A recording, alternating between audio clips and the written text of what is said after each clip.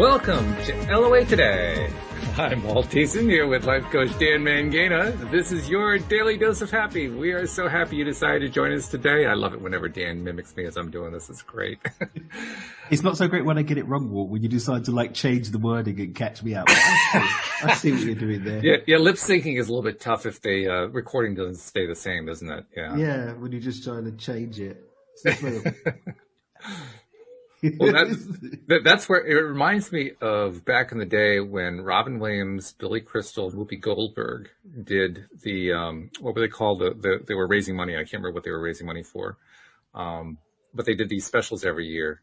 And there was one particular routine they would do where Robin would get behind Billy, and Billy would mouth words like he was saying stuff, but Robin was actually doing the talking. And Billy was trying to keep up with whatever it was that Robin was saying and demonstrating with his actions and his gestures. So it was hysterical. He was actually really good at it. He could anticipate where Robin was going and just kind of make it look like he was finishing the same way. Skills. And Whoopi's on the side just like losing it, just watching these two just melt down in front of an audience. Yeah. Amazing. It was great. Amazing. But anyway, the big news today, I actually mentioned it yesterday, but I can now verify that it should automatically be on everybody's devices by now on the iPhone side and on the Android side. But we finally have the update to the LOA Today app. I saw that come through last night. You did? Okay. Yeah. So it's working. And the big addition is that we've added the book that we did a few years ago called Your Daily Dose of Happy, Real Success Stories of the Law of Attraction, which is a collection of 55 manifestation stories told mostly by life coaches and some pretty cool ones at that. So nice. I just wanted to let everybody know, check your devices for the app. For those of you who have already downloaded the app, and take a look. You'll find it under the goodies section, as all good things are found. And for those of you who don't have the app, this is the promo message that says, download the app, download the app, download the app. The app. Good stuff in there. This is our third ebook on there. Dan's ebook is on there. Now this one's on there. We also have Cindy Chavez's ebook for relationships. Plus we got Dan's audio course. We got Linda Armstrong's video course. There's a lot of goodies in this thing. It's growing. Where's all this coming from? From generous people like yourself. That's where it's coming from. Where does it come from? Where did they find it? And I just wanted to take a moment just to give people a taste of it. We actually gave people a taste of it yesterday. My friend Joel Elston dropped by and chatted with Monique and I. And really Joel made it in. What? Joel made it. Yeah. Nice. This is the second time in 3 weeks that he came in. I mean, it was pretty cool. And I asked him to tell us the story of Marcus, who was one of the many young boys he has helped who were kind of stuck in the foster care system and who really didn't have a good way out. And Marcus was not his real name, but, he was obviously protecting the kid. But really great story about a kid who had basically been stonewalled and gaslighted about who he was and what his lot was in life. He was convinced that he had all of these psychological conditions because he'd been told that he had them, mainly because he'd just been acting out over the fact that his mom had died in prison and he was being shuttled around in the foster care system. Wow. But Joel helped straighten him out on that. And I guess he was on 12 medications. They had him on 12 medications from what Joel could remember. He wasn't sure if that was the exact number, but I mean, just absolutely sick.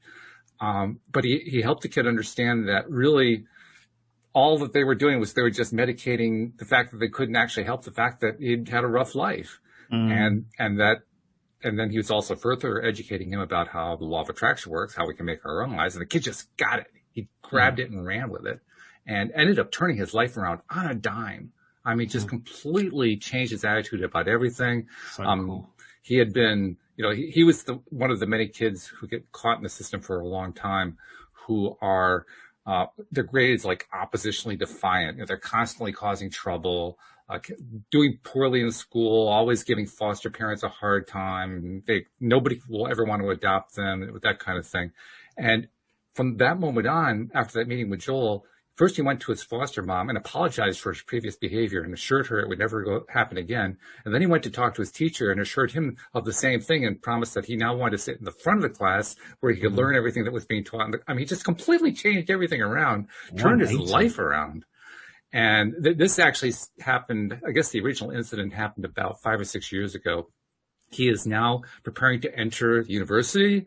He is pursuing a degree in psychology. He wants to become another Joel Elston, I guess. I mean, what a story. It was a wonderful story. And that's a really beautiful story. It is. It's gorgeous. And it's just an example of what some of the kind of stories that are in the book. Yeah, really, really good stories. They're inspirational. Definitely. You know? I agree with that. I think we need that. Mm-hmm. Certainly we look for it, particularly early on when we're exploring these concepts. We want to see, well, does this stuff really work for real world people? There was this thing like this morning, I actually had a bit of a fluff. This morning, I don't know what happened. I just started asking myself, do I even believe in this stuff? Is it real? Yeah. And I was having one of those sort of like, not crisis of confidence so much, but I don't know what was going on. And that's not what's important. What's important was that it's stories like these and spending time in stories like these that actually give us the power to keep going, because it is easy, I think, especially if you didn't grow up around this stuff. I grew up in a very conservative Christian household. We weren't learning all of this stuff. This isn't what was going on. It's usually not at the top of the list. No, it wasn't at the top of the list. And so, there wasn't that much, there isn't historically, for me, evidence to support that this is the way that you look at life or the way that things go. And so having these stories does actually create some support mentally around actually keeping your vibration up, getting leverage to keep doing the work and to stick with it, because there's going to be contrast in life, particularly when you start to become more aware of this kind of information. I think that it can make things harder first before it makes them easier, because now you're aware of what's going on. And so your responsibility as a conscious creator steps up. But having this evidence, this evidential experience to come to, I think is really, really powerful. I think so too. In fact, the other thing I think it really does, and you tell me if this is similar to your experience or to the experience of people that you work with, because you work with a lot of people. Mm-hmm. For myself, when I heard, it was one thing to hear the stories in like the movie The Secret, right? Because there's some stories in there too, and that's good. They kind of get your appetite whetted, so to speak. Mm-hmm. But when you hear the stories from somebody that or somebody who you're 2 or 3 degrees connected to, who you trust the source of the story, somehow it seems more real. I don't know why. It just seems more real, and it seems to have more of an impact, so that when you finally get to the point where you have your own experience, where something happens that kind of caught you by surprise, oh wow, I guess I may have, did I manifest that? These stories I find kind of reinforce, yeah, other people had the same thing happen too. I can actually on some level begin to trust this result that I got was a real result. Well, this is something that, again, that's been one of those. I think I've got 14 podcasts I'm doing this week, not including this show. Or something. I thought I was doing a lot. Geez. Something like that. And when you're going over and over and over and over and over through this stuff, you get a chance to keep coming back to the core concepts. And when you're going over the through line of what you have to contribute, at least in my part, to this narrative, like it keeps ringing in.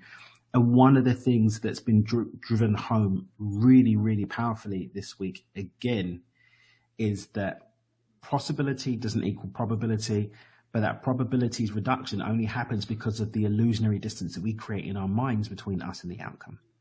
Mm-hmm. So everything's here and now, but because we create this space with our limiting beliefs and our stories and narratives, it starts to look further and further away. Mm-hmm. But these stories bring it closer and closer and closer.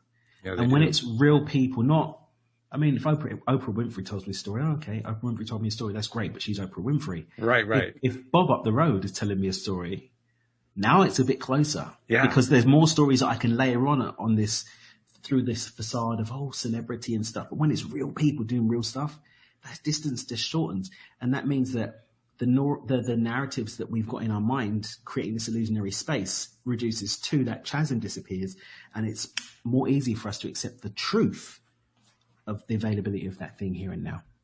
I agree. Yeah, I think you got it. You nailed it. It's that it's a real person. Not that Oprah Winfrey isn't a real person. Oh no, she's a real human. She's got real stuff. Yeah, but we associate those who seem closer to us as being more real for some reason. I'm not quite sure why that is, but it is true. I think there's more space for stories. I mean, at the end of the day, you know, the unconscious mind is always seeking to keep our worldview in place, and whenever it's got an opportunity to support that, it's gonna take it. And when someone's further away, there's an opportunity for it to have space to be able to say, "Oh yeah, that's great," but it's like, "Oh yeah, that's great for you," but and blah blah blah.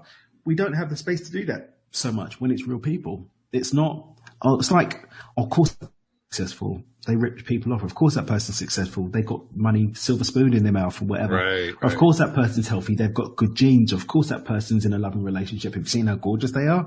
All of these things that we've got to reframe the possibility for us disempoweringly.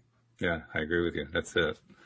So anyway, I wanted to share one more story. I'm not going to read a whole bunch of them, but I want to share one more story just because the market story was so successful. And I wanted to pick one that doesn't fit one of the big three categories. The big three in my mind are getting more money, getting great relationships, and improving your health. Okay. I want to get one that's not one of those. Okay. I want one that's just kind of like a little off the beaten path. And I'm picking one from somebody who I do know personally. And she actually was a co-host for a while here on the show.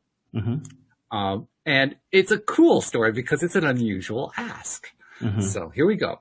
The person who wrote the story is Anne Marie McEwen. She used to be a co-host with me on Sunday nights when I was doing a Sunday night show for a while. And she operates a nonprofit organization in Middletown, Connecticut called the Buttonwood Tree. And I won't tell you a whole lot more because she's going to tell you about it in the story. So let me just start the story. The story is entitled A Steinway Piano. At the north end of Main Street in Middletown, Connecticut, sits the Buttonwood Tree, our beloved community arts center. It was named for its birthplace, once known as the Avenue of the Buttonwoods. In 1989, Wesleyan University alumna named Susan Eastman Allison opened a used bookstore called the Ibis.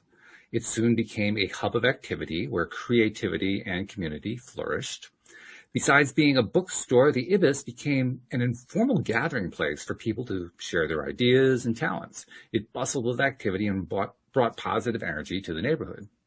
Now, 2 years later, the Ibis morphed into a nonprofit arts organization called the North End Arts Rising, while retaining its nickname, the Buttonwood Tree. It served the community by offering books, poetry readings, and programs for personal enrichment and the cultivation of artistic talent. Jump forward to February 2007.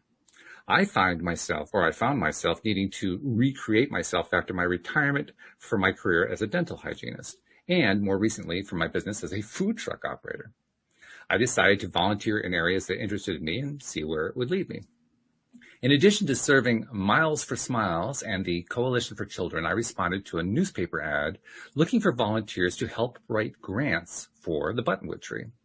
I had a brief, very positive experience years earlier with the Buttonwood Tree, and I knew that they were about music and the arts, so I joined.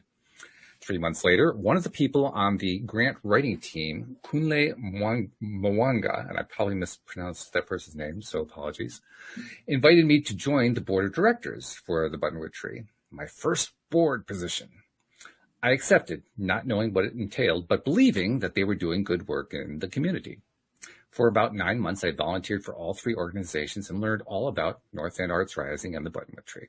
Simultaneously, I focused on learning and growing to make myself the best person I could be, diving into reading all the Conversation with God books by Neil Donald Walsh, Louise Hayes' You Can Heal Your Life, studying the Teachings of Abraham books by Esther and Jerry Hicks. And meanwhile, the Buttonwood Tree was kind of operating in low gear.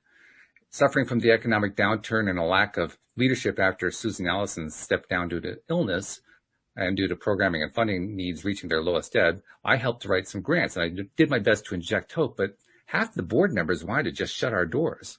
Our executive director stepped down to have a baby, and things looked pretty dim. I resigned from everything but the North End Arts Rising Board, and then I took a trip to Hawaii to see my daughter. I stayed for 6 weeks, and while there, I was offered a job to run a sustainable seafood fast food truck. I'd have jumped at the chance if it weren't in Hawaii, but I knew that my daughter wouldn't be there very long, and all my family was in Connecticut, so I declined. So returning to the Buttonwood Tree, I learned that soon we'd have, no executive director. There had been much discussion about closing for months, and at our next board meeting, 3 directors voted to close down. 3 others, including myself, voted to keep our doors open. The only problem was that, since we had no funds, one of us needed to take over as executive director. As I voted to stay open, I felt the tug inside me, a nudge and a knowing that said this was my new job. We all looked around the table in silence. It was a scary moment. I knew nothing about administration and nonprofits. I had no qualifications or experience. But knowing that my gut wouldn't lead me astray, I said I would take the job. I told him I knew nothing and didn't know if I was capable. John Basinger, as the president, looked at me reassuringly. He convinced me I could do it and offered to mentor me, helping as much as I needed. My saving grace was that I had a passion for keeping the Buttonwood Tree open with some decent writing skills, a love for music, and an even deeper love for humanity tossed in for good measure. As executive director, it's my job to keep everything running smoothly, all systems go, you might say. I was in charge of everything from programs to posters, including booking the acts, paying bills, and maintaining all the equipment. And over the years, we held many poetry events and classes of all sorts, from painting to yoga. But the main focus of our arts program was to provide concerts by local and touring musicians. For a small arts organization, we had some good basic equipment in the music department, a great sound system with top microphones. One item that was not quite up to par, however, was the piano. It was with great distress that I would bring in world-class pianists to perform at the Buttonwood Tree on a very inferior piano with various mechanical problems and issues with tuning stability. Their performances would suffer as a result. Our piano tuner and repairman was one of the best in the area, Bruce MacLeod, but he would make repairs until it couldn't be fixed anymore. And at one concert, the piano rolled away from the pianist. We had to laugh about it at the time, and the pianist was more than cordial about it, but I was mortified. We needed another piano soon. In our small space, the issue of the piano often brought up the question, should we get an upright instead of the baby grand that we had? Because we attracted pianists due to having the piano, and the piano happened to be my favorite instrument, I was emphatic about keeping the baby grand size. So Bruce bought a rebuilt piano from his friend and did his best with it. That held up fairly well, but it was still far from perfect. And we were fortunate to have many world-class musicians at the Buttonwood. One music teacher, Carolyn Halstead, performed classical piano concerts at the Buttonwood occasionally throughout the years. After we had the piano rebuilt, I invited her to play again. The concert was nice, and afterward I asked her to come back sometime, but I'll never forget her response. She said to me in the most gentle, kind, and sympathetic tone, "I'm sorry. I just can't play that piano." Her softened facial expression revealed how painful playing it had been to her. That pain embedded in me a very strong desire to get a fantastic piano so she would return and be happy to play at our place. I told her I'd do what I could to get another piano and asked what kind of piano I should seek to be suitable both to her and to the many other pianists we hosted. With humility and reserve, she sweetly said that, well, she had a Steinway at home. I could see in her eyes that she knew we couldn't afford one and that we'd probably never get a really good piano, but I felt otherwise. I felt hope and a drive to remedy the situation. In that moment, I vowed to myself to get a good piano, one she deserved to play on, worthy of the very pianists in the world, a Steinway. The next day, I added a Steinway to our online wish list. I talked to our piano tutor and told him that I wanted a Steinway. He chuckled and said it would never happen. I replied, "I can hope, can't I?" He smiled and nodded. "Well, of course you can. Good luck with that." So I hoped.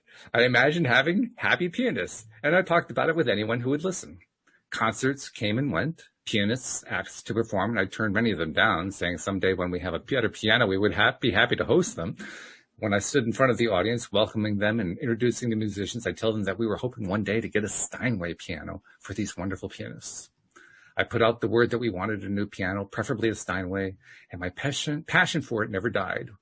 We actually got several calls from people offering pianos, but their pianos were really no better than what we already had. Concerts came and went. 3 years later, in early September, I received an interesting phone call from a gentleman who lived about an hour away. Steve Gordon was moving, and he had a piano he couldn't fit into his new home. Though he had someone who offered to purchase it, he wanted to know who we were and what we would do with the piano. After having fielded several such calls in the past, I learned that many people just wanted someone to take their piano away. Being cautious by now, I asked about his piano and its condition. It turned out his was a Steinway in perfect condition. I was thrilled at the possibility. He wanted his piano to go to a good home where it would be played often and appreciated by many. We spoke for 45 minutes all about the Buttonwood Tree and how we serve the community, who would be using the piano, who our performers are, all the details. He said he would think about it and talk to some people about our organization and then call me. I waited with bated breath, but felt deep down, this was it. I could sense it happening, and it felt so exciting. A few days later, Steve called back and confirmed he would give us the piano. I was ecstatic and beside myself with joy. We were getting a Steinway in perfect condition. It took 3 years, but it was worth it. And then it got even better because the next issue was timing. Steve didn't know when the move would happen, so we put things on hold. He said he'd call me and let me know when I'd have to pick it up. When that call came in, I'd have to be ready, so I called the movers. Now, in the same time frame, we planned to put down a new floor at the Buttonwood Tree. We had received a grant and planned the job to be done in late October. Our space has a lovely performance room that doubles as an art gallery, about 20 feet by 20 feet, and the other room is a small bookstore. To redo the floor, we'd have to move everything from one room to the other, from one room to the other, and of course the piano had to be disassembled. I talked to a local moving company about moving our old piano, and we arranged for the piano to be disassembled and moved on Monday, then returned to its space after the floor was done. On the Friday before the floor was to be done, I got the call from Steve. He said the piano needed to be picked up on the following Tuesday. Serendipitously, the same week we planned to redo the floor. This meant we could pick up his piano, store it for a few days, and then move it into the performance space after the floor was done. So we moved the old piano to the moving company for storage until we eventually traded it away. And the moving company didn't even charge us for storing the Steinway. Only the universe could have planned it so well. How's that? Do you know the thing I love about that? What's that? It didn't happen overnight. That's right. That's right. And I think sometimes when we get into... and I'm glad you shared that story out of all of them, because I think when we start talking about manifestation stories, people automatically go to, oh, I wrote a check to myself for $1 billion and I woke up and it descended from rainbows and leprechauns. Leprechauns brought the gold bullion into my bedroom. And that's not really generally how I see it working. And like you said, I get to see people have these conversations every day. Generally speaking, it's real people achieving real things in a beautiful way that they feel good about. Mm-hmm. Mm-hmm. And I think those are some of the most powerful manifestation stories. Stories where people have had to overcome doubt, adversity. In this instance, other people saying, yeah, good luck with that. Yeah, right. And years later, 3 years later, the piano comes. Not only does it come, but it's exactly the one she wanted in perfect condition, and everything worked out really, really well. Yeah. I agree with you. I think the time frame is really important because how often do we put out a request, particularly for something that seems really hard to get, and say, and I want it to happen 3 years from now. We usually don't do it that way. Like, I want it now. How soon can I get it? You know? Where is my lover, my beloved? Right. Bring them in angelic form. So we tend to get a little impatient, shall we say? Yeah. Not being ready to let it come in its own time. But she didn't do that. Anne-Marie's a good manifester, as you can tell. I mean, she basically took a broken and strapped organization and turned it into something that flourishes. I mean, they have acts coming in there all the time, really interesting, offbeat, unusual musical acts, very skilled, very talented. They have art shows. They have yoga. They have something called laughter yoga. Have you ever heard of that one? Yeah, a friend of mine actually is they do laughter yoga. Master laughter yoga thing. It's weird. It's a really weird concept. I'll let her explain. We'll bring her onto the show sometime. She can explain it. It's basically you start laughing for no reason at all. Yeah, but I feel like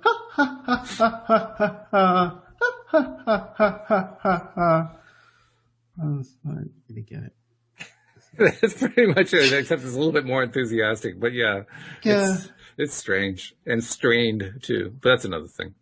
Mm-hmm. But they have so many different things going on there, and she manifested all of them. And I mentioned that because when I edited this book and when I was selecting the stories to put into it, I wanted stories that felt like they were real world. They weren't magic tricks. And the reason I say that is I wanted to remind people everything is a manifestation. Mm-hmm.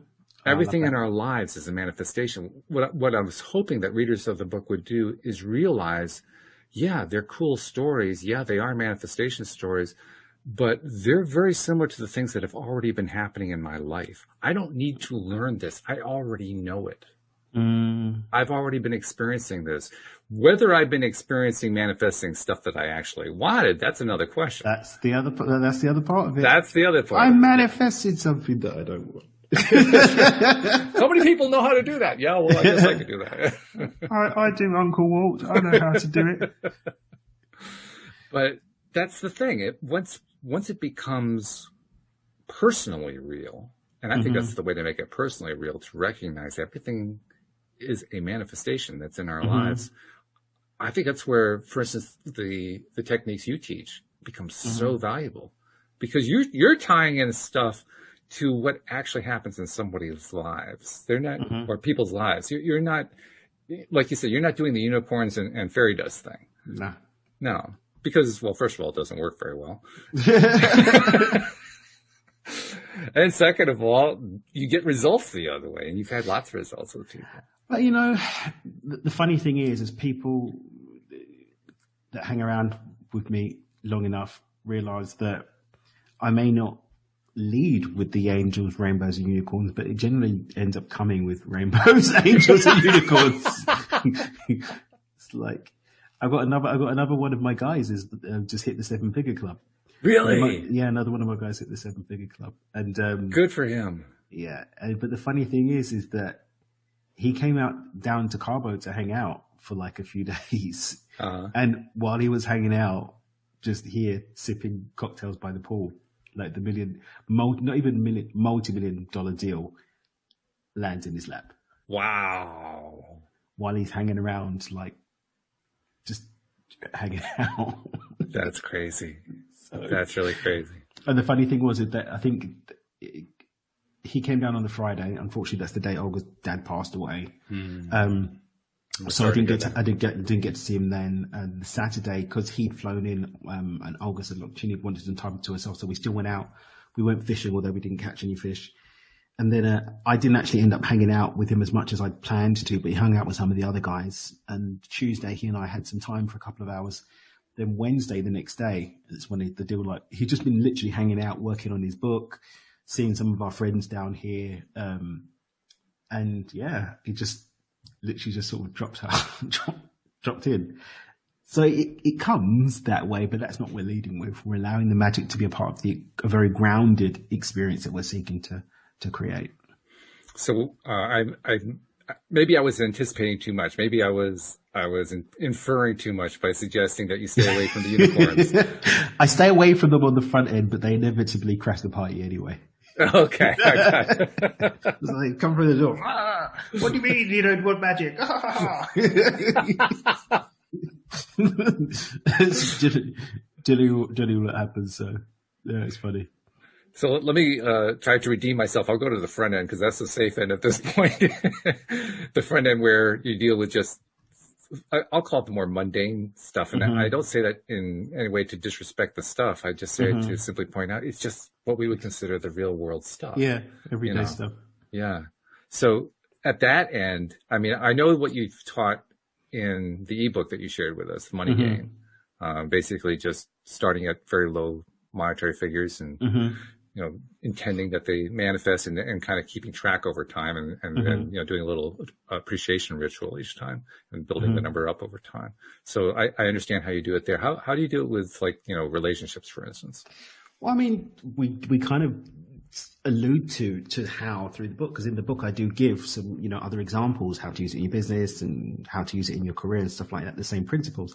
But it's exactly the same thing. One of the funny things that I always love to come back to with people that are like, you're this kind of person, all you think about is money and blah, blah, blah. It's like, no, it's just, this isn't a measuring stick. It's a very tangible measuring stick.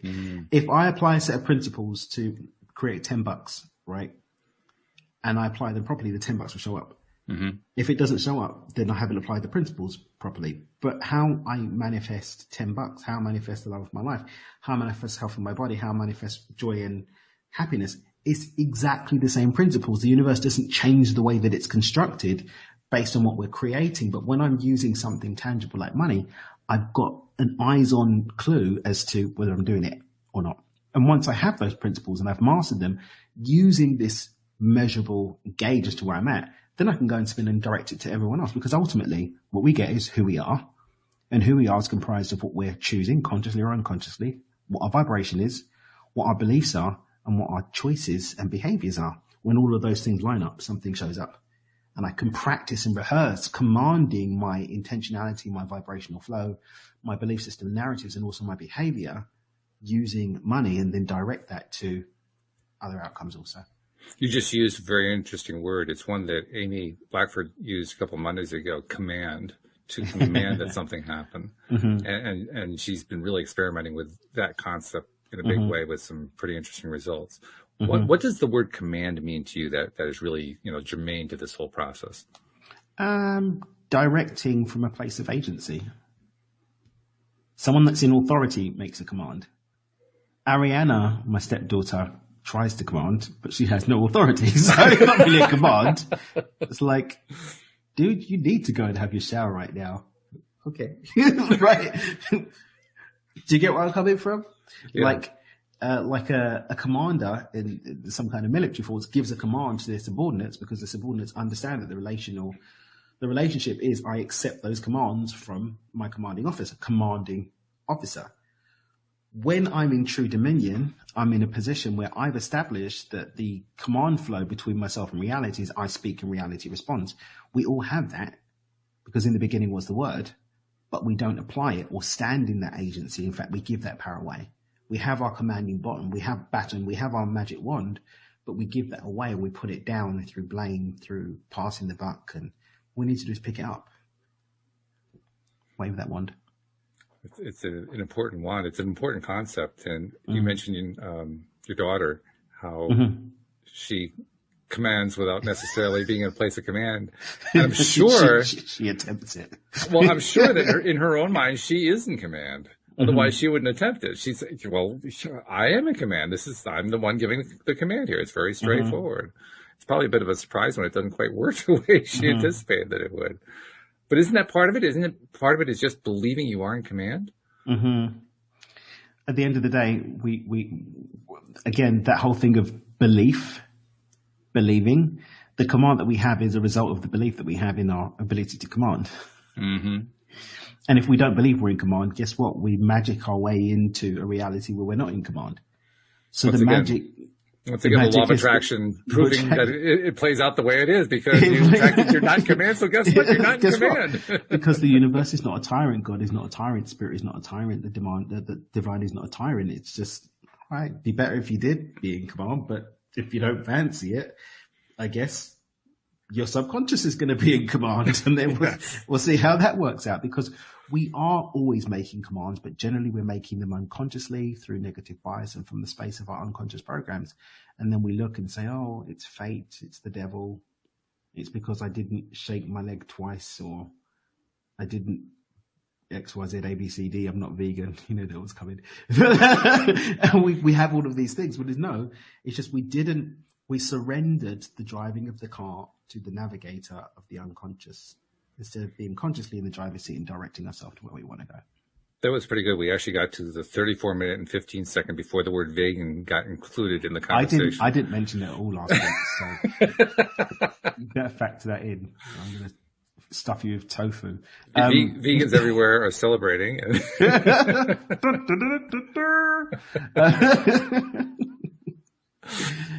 Oh my goodness, that's funny. But yeah, everything's responding to belief, including the belief that we have power or don't.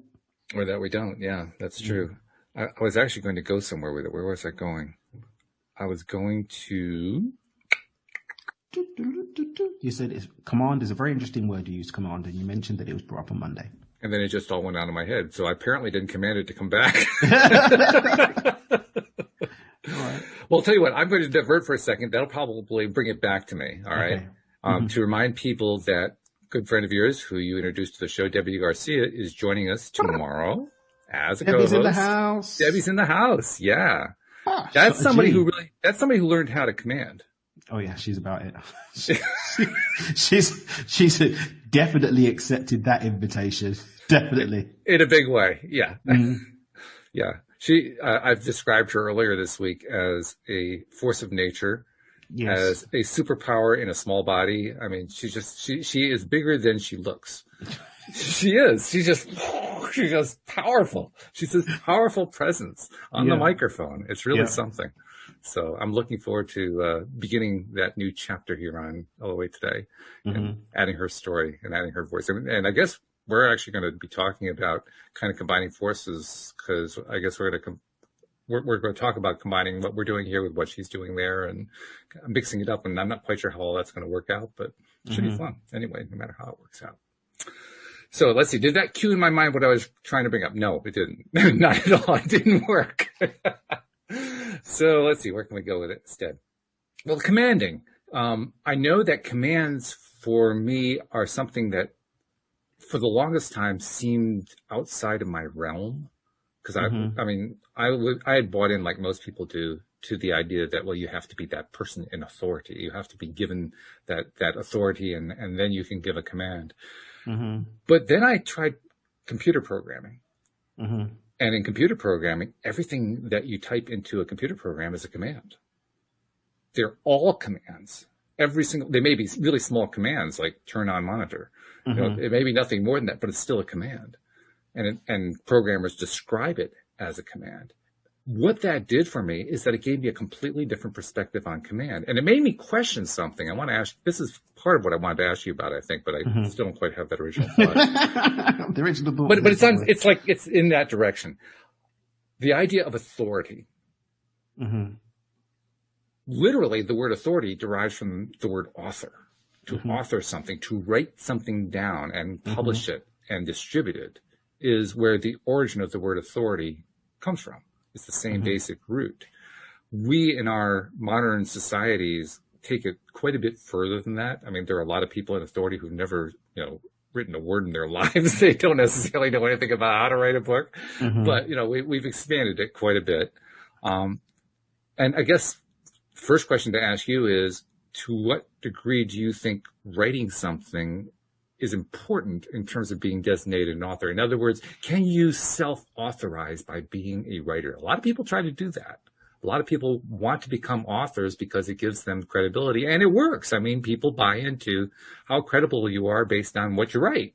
What do you think? I mean, how important is the authority side of being able to command? In our own lives or in the lives of others? Yes. A little bit of both, really. I mean, this comes, I think it's there's a couple of veins here that come to mind for me. First and foremost, we were talking before about the distance that appears because of belief, right? So I'm here on the show, right?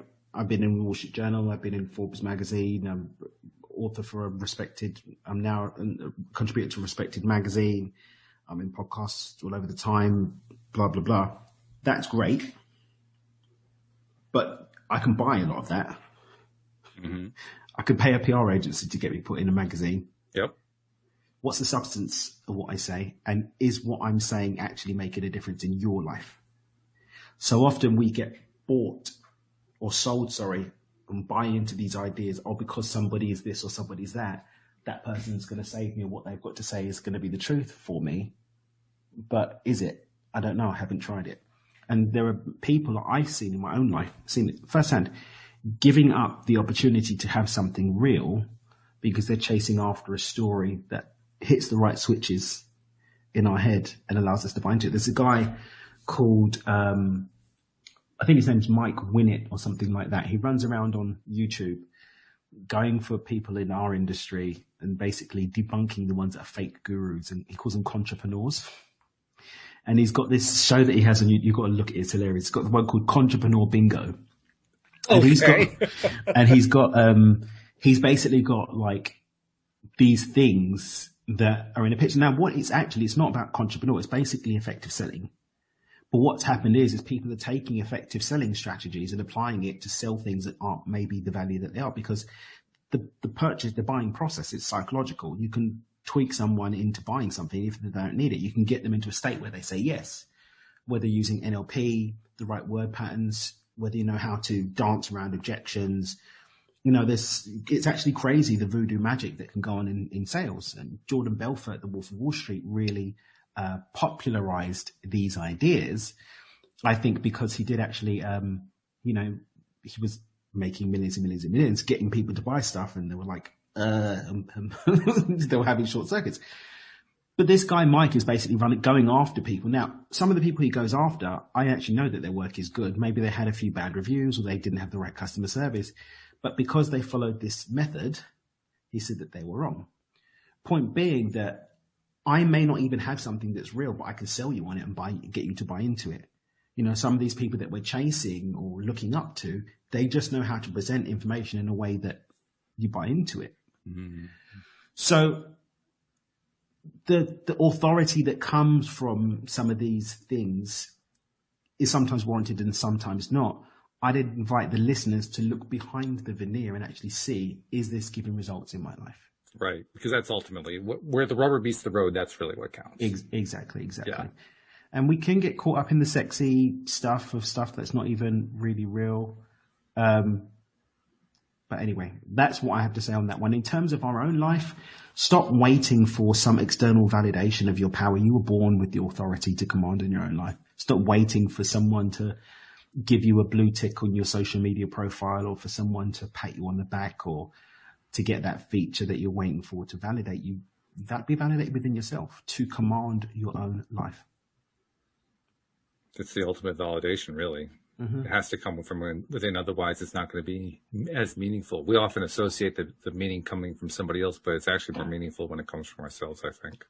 I think it's always going to be empty if it comes from somebody else. Yeah. It's going to be devoid of the real validator, which is ourselves. Well, I'm not sure if it's completely empty, because we appreciate, somebody validated, like, oh, well, thank you. That was good. That helps. Yeah. So it's not completely empty, but it's certainly not as powerful. Yeah, definitely. Yeah. By the way, that did actually cue my mind, because you did it in a way that I didn't quite expect. You talked about a guy who was a debunker who was basically dismissing. That's what my original thought was about. Oh, let's go. Let's get on the debunking. Good old Mike Winnett. I was doing some research on something I was preparing to write for. I'm going to start doing some rather long blog posts, and so I figured I was going to write my first blog post. I had a topic in mind, doing some research. Come across this article where this guy was writing about Louise Hay back in the 1980s, early 1980s. Mm-hmm. Or actually, he was writing toward the end of the 80s. And his article was basically just dissing her for ripping people off, promising them ridiculous things like, if you follow my multi-step method here, you will cure yourself of disease. And then they do all the things right and they die anyway. And how shameful that she's taking all their money and she's making herself wealthy, selling this shell game to people. I mean, it was that kind of a tone to the whole thing. And I didn't know Louise Hay at all. I don't know a whole lot about her. I think I saw one interview with her. I've seen her books, so I don't know a lot about how she would respond. I kind of imagine she would just kind of ignore it, because she wasn't somebody who was, go out there and fight people. That was not her personality. Mm-hmm. But I kind of imagine, how would she have responded internally to that person? I kind of suspect she just ignored it and just dismissed it. I mean, we all get them. We do. We all get them. Look, put it this way. I've got a deliberately small community at the moment of people, right, where everyone has the opportunity to get to know everyone else. Mm-hmm. The testimonials in there aren't BS. They're real people that you can actually send them a message and see who they are. Right. But even in that, there's still people that hit a wall and decide, well, you know, this and that and blah, blah, blah, and I've got something to say. There's always going to be somebody that's holding their worldview in place by putting down someone else. I even had there's another guy called Coffeezilla, I think his name is, on YouTube. I love watching these debunkers. I think it's hilarious. And he actually did this in-depth research that showed that Napoleon Hill was probably the biggest contributor of all time. Really? Interesting. I don't normally watch long YouTube videos, but I sat and watched all 30 something minutes or whatever of that because it was fascinating, the argument that he put forward. And my thing is this: we all have a responsibility for ourselves as to what we step out and do and making a choice as to whether we're going to do something or not. If I elect not to take on conventional medicine and to go a non-conventional path, I need to acknowledge that there's going to be risks associated with that because if my belief systems don't support that fully and completely, it's not going to work. Mm-hmm. There are people that are neglecting to go and do modern medicine that they believe in, to go and do chanting and plant medicine, which they don't necessarily believe in. So their lack of belief is going to trump the little bit of belief that might be there. And you'd be better off just going to get chemo. You'd be better off going to get surgery, right? Mm-hmm. And maybe juxtaposing positivity, uplifting, getting your daily dose of happy alongside conventional medicine.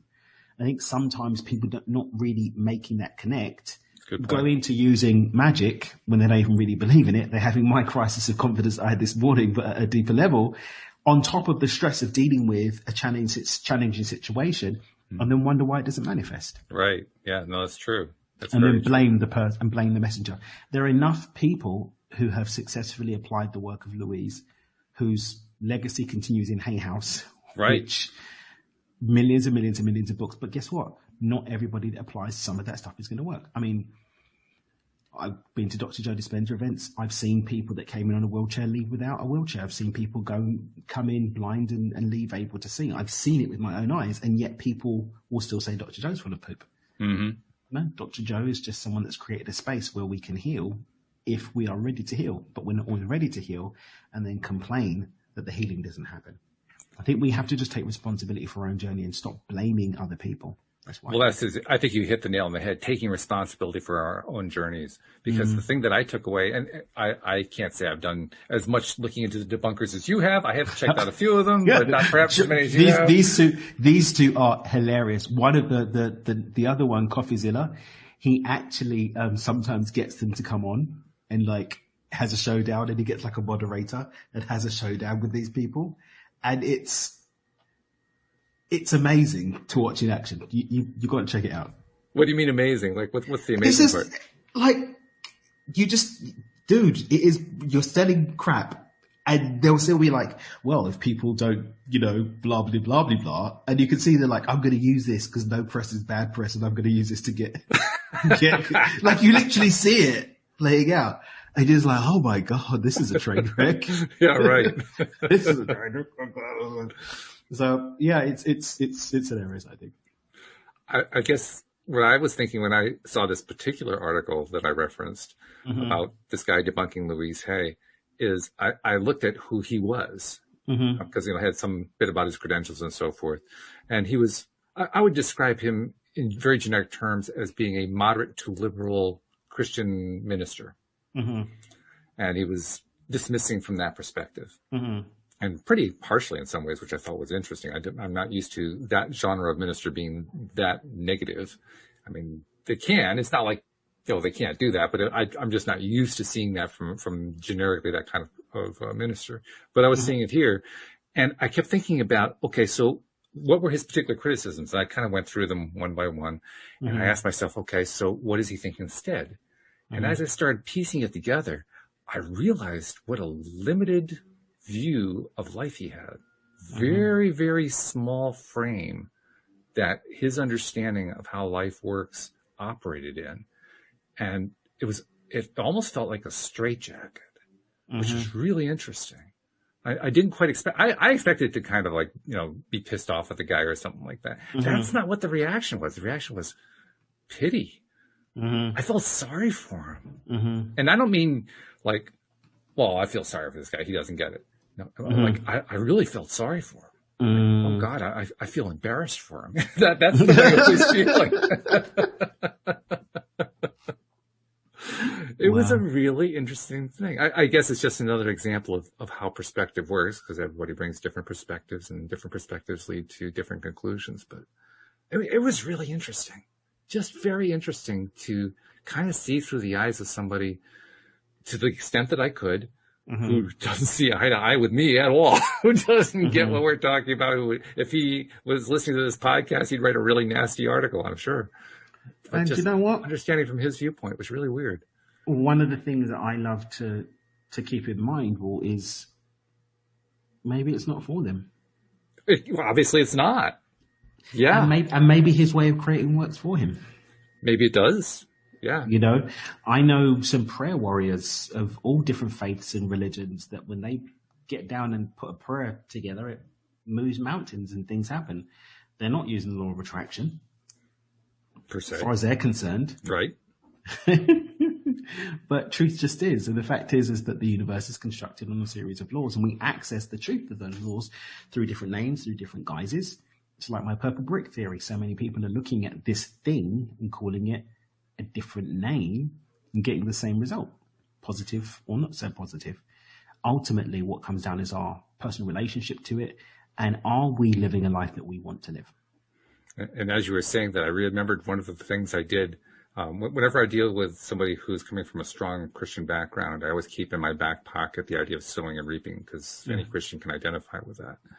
And so one of the questions I asked myself was, okay, if I were talking with this guy, and he would, doing his stuff, and he finally took a breath, I'd say to him something like, so what do you think of sowing and reaping?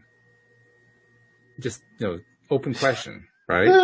see what he has to say about it. And then, at some point, not hit him over the head with it, but point out, well, that really is the same thing as law of attraction. And just see what the reaction is, Yeah. And I couldn't quite imagine how he would react. I tried really hard to feel it from his perspective. The best I could come up with it, I think it probably would have surprised him a little bit. It just felt like like I hadn't thought of it that way, and I've got to find some way to regroup to attack that. I'm not sure how to do it, but I'll find a way. But I wasn't sure how he would respond to it. I really wasn't. And when I look at this idea of naming different things, I generally speaking don't invite resistance by just using whatever words are going to be comfortable with the people that I'm around. If I'm with a Muslim, I'll talk about Allah. If I'm with a Christian, I'll talk about God or Jesus, like just whatever facilitates having the space to have an expansive conversation where we can both move forward with the context of it not being lost in ideas around the meaning of words that really only have meaning because we've given them meaning. I think a lot of it too is recognizing where the hot buttons are, so you can avoid the hot buttons. Yeah, 100%. Because they just basically just stop conversation and turn it into fights. Yeah, and then what was the point? We're just wasting glycogen that's available for us to go and do other things to have a conversation about something that's not going anywhere anyway. Let me. I got to check. Have I wasted my glycogen today? I got to check. We literally got like a few shots of that, and we're going to just use it all on. Really. This is what we're doing with the glycogen for today. But we're never going to get this back. It's gone forever, and we're allowing this thing to go forever on the back of something that should have never been here in the first place, really. I mean, do I realize how much time and effort I put in to acquire that glycogen, and now I'm throwing it out the window? For what? Get out of here. Let's sit down and have a milkshake, you crazy cunt. I love it. That's funny. Yeah. The purple brick theory is a nice way to remind yourself, I think, to just let it go. Yeah. Just let it go and really let it go. Yeah. It's not really helping anybody No. at all. No. Well, I got to ask you one thing. Where did purple brick come from? I'm curious about that part. So it's just that we're all looking at the. Didn't I tell you this story? Have I not told you this story? I think you told. I don't remember if you told me where the purple brick theme came from. I remember you talking about what the metaphor means, but I don't remember where the theme came from. So just looking at the same thing from different angles, so it's the same brick. Mm-hmm. And purple is a colour that's not associated with anybody's skin colour, so nobody's going to get anything. Oh, I see. Okay, that's where it comes from. Got it. Nobody's all right. And they're just random purple. Okay, we go with purple. Okay, all right. Yeah, well, that works. And you remember a purple brick because it's a bit random. So yeah, they're kind of unusual. Yeah, purple brick. What the? Glycogen. Oh, there goes some more wasted glycogen right out the window. There goes the glycogen gone again. Yeah. Okay, purple bricks. I'm not. See, now what you're going to do is you got me thinking about imagining an entire building built out of purple bricks. A purple brick building. What beautiful, inclusive building it might be. Yeah, it'd be pretty. I'd like it. Seriously, I mean, that sounds really nice. Because you see, you've seen like painted brick buildings and so forth. Why not painted purple like a royal building? There you go. Yeah, it's nice. I like it. Okay, well, this has been a great way to kind of ease people in to checking out the app, checking out the stories. And I would like to invite listeners to not only check them out, but read them and send in your impressions. Tell us what you think. If there's a story, like maybe you read the Steinway piano story and that one really resonates with you. What did you like about it? Why did you enjoy it so much? Or in one of the other stories, maybe there's a story in there that kind of rubs you the wrong way. Tell us about that one. That'd be cool, But whatever it is that captures your attention, take the time to read the stories and tell us how they play out in your own life. I recall the person who was the listener who had been listening for a year and hadn't written anything in. And then she writes in to tell us about how just listening to all this stuff had influenced her to make all these changes in her life. Very simply, no effort. And miraculously, so that a year later, I mean, her entire life was flying. She had lost weight. She was successful. Her family was working. I mean, that's a great kind of story, and I'm hoping we get stories, maybe not on that scale, but certainly stories that reinforce that the book really did help people, because that's what I love. That's really why I put it into the app. So take the time, fill out the form.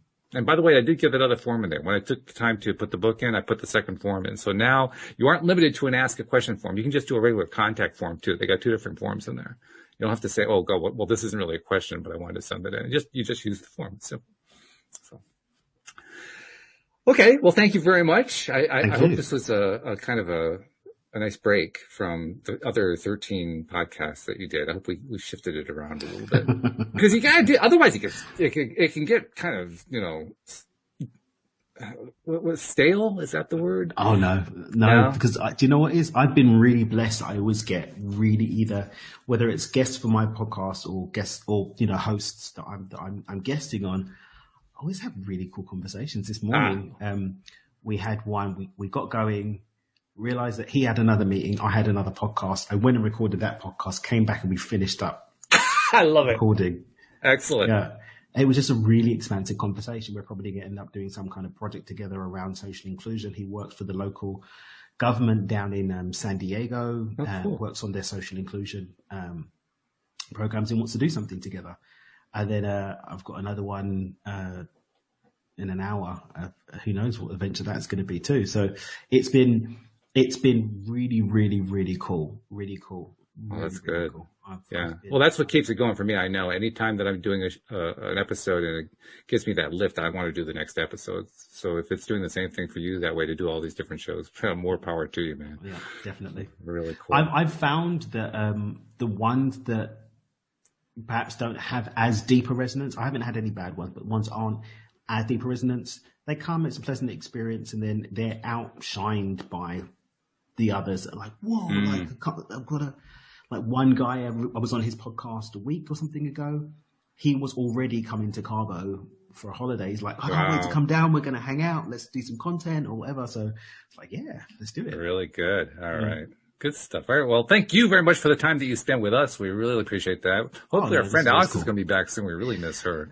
Yeah. We need to talk to these doctors about like encroaching on our time. We need to like. I know they have no respect whatsoever. No respect. So, Alex, we're thinking about you. We're looking forward to Sending getting you you back. love, Alex. And thank you to our live stream and podcast listeners. We'll see you all next time here on LOA Today. Goodbye, everybody.